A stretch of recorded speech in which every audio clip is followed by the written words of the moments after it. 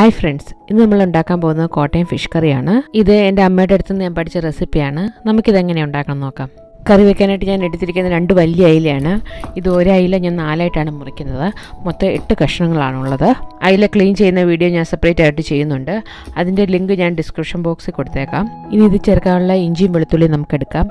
ഞാനൊരു 10 വെളുത്തുള്ളിയും ഒരു ചെറിയ കഷ്ണം ഇഞ്ചിയും ഒരു 4 ചെറിയ ഉള്ളിയാണ് എടുത്തിരിക്കുന്നത്. ഈ മീൻ കറി നമ്മൾ ഉണ്ടാക്കിയിട്ട് പിറ്റേ ദിവസമാണ് എടുക്കുന്നത്. അതുകൊണ്ട് ഉള്ളി ചേർക്കുമ്പം കുറച്ചേ ചേർക്കാവുള്ളൂ, അല്ലെങ്കിൽ അത് ചീത്തയായി പോകും. കോട്ടയം സ്റ്റൈൽ മീൻ കറി ഉണ്ടാക്കുമ്പോൾ ഒന്നെങ്കിൽ ഇത് അരച്ചോ അല്ലെങ്കിൽ നമുക്ക് ചെറുതായിട്ട് അരിഞ്ഞോ ചേർക്കാം. ഞാനിവിടെ ഇത് അരച്ചാണ് ചേർക്കാൻ പോകുന്നത്. ഇത് ചെറുതായിട്ടൊന്ന് നുറുക്കി മിക്സിയുടെ ചെറിയ ജാറിലിട്ടോ ആദ്യം ഒന്ന് ക്രഷ് ചെയ്തിട്ട് പിന്നെ കുറച്ച് എണ്ണ ഒഴിച്ച് നന്നായിട്ട് അരച്ചെടുക്കാം. ഓൾറെഡി അരച്ച ജിഞ്ചർ ഗാർലിക് പേസ്റ്റ് ഉണ്ടെങ്കിൽ അതൊരു 2 ടേബിൾ സ്പൂൺ എടുത്താൽ മതി. ചുമന്നുള്ളി ചേർക്കണമെന്ന് നിർബന്ധമില്ല. നമുക്കൊരു മീൻ ചട്ടി അടുപ്പത്ത് വെച്ച് ചൂടാക്കി ഒരു 2 ടേബിൾ സ്പൂൺ വെളിച്ചെണ്ണ ഒഴിക്കാം. എണ്ണ നന്നായി ചൂടായി കഴിയുമ്പോൾ അതിലേക്ക് ഒരു 10-15 ഉലുവ ഇട്ട് കൊടുക്കാം. ഉലുവ പൊട്ടി തുടങ്ങുമ്പോൾ നമുക്കതിലേക്ക് അരച്ചു വെച്ചിരിക്കുന്ന ഇഞ്ചി ഉള്ളി വെളുത്തുള്ളി പേസ്റ്റ് ഇട്ട് കൊടുക്കാം. ഇതിനെ ഒരു മീഡിയം ലോ ടെമ്പറേച്ചറിൽ ഒരു 2-3 മിനിറ്റ് വഴറ്റാം.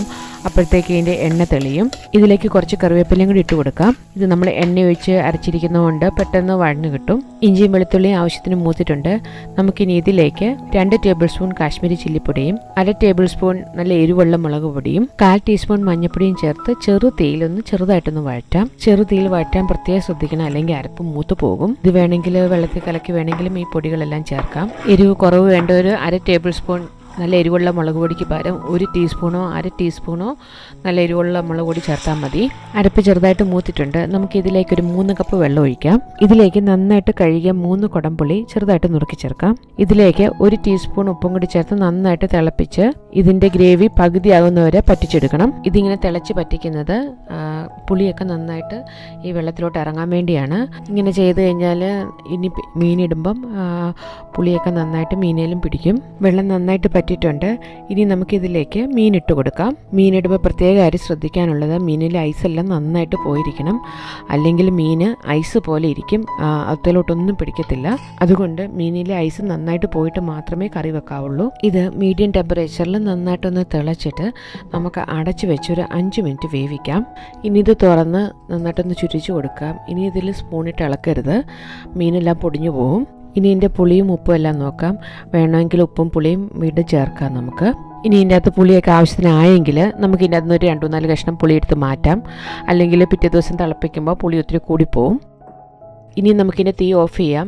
ഇതൊരു ഹാഫ് പറ്റിച്ചിട്ട് മീനിട്ട് കറി വെച്ചതായതുകൊണ്ട് ഇത് നമുക്ക് ഉടനെ വേണമെങ്കിലും കഴിക്കാവുന്നതാണ്. ആവശ്യത്തിനൊക്കെ പുളിയൊക്കെ മീനെ പിടിച്ചിട്ടുണ്ട്.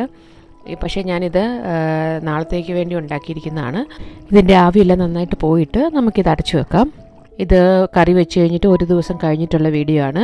ഇതിന് നന്നായിട്ട് നമുക്ക് തിളപ്പിച്ചിട്ട് ഒരു വിളമ്പുന്ന പാത്രത്തിലേക്ക് മാറ്റാം. കോട്ടയം മീൻ കറി വെക്കുമ്പോൾ നല്ല നെയ്യുള്ള മീൻ അല്ലെങ്കിൽ നമ്മൾ കുറച്ച് എണ്ണ ഒഴിച്ച് കൊടുക്കണം. അല്ലെങ്കിൽ ഈ മീൻ കറിക്ക് വലിയ ടേസ്റ്റ് ഉണ്ടാവില്ല. നെയ്യ് കുറവാണെങ്കിൽ കറിയൊക്കെ വെച്ച് തിളപ്പിച്ചൊക്കെ കഴിയുമ്പം അവസാനം കുറച്ച് എണ്ണ ഒഴിച്ച് കൊടുത്താലും മതി.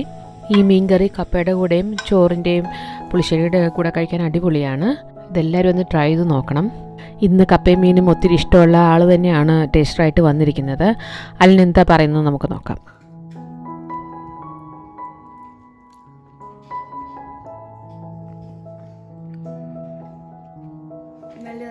ആണോ? നല്ല കപ്പ ഇഷ്ടമാണോ? മീൻ കറി ഭയങ്കര സ്പൈസിയുമാണ്. സ്പൈസിയാണോ? ഇഷ്ടപ്പെട്ടോ? അങ്ങ് സ്പൈസിയാണെ കഴിക്കണ്ട. സ്പൈസിയാണെ കഴിക്കണ്ട. I like eating. Okay, I like eating. Yeah. Okay. എൻ്റെ വീഡിയോ ഇഷ്ടമായ സബ്സ്ക്രൈബ് മക്കളെ, ബെൽ ബട്ടണും ലൈക്ക് ബട്ടണും ക്ലിക്ക് ചെയ്യാൻ മക്കളെ. ബൈ. Stop.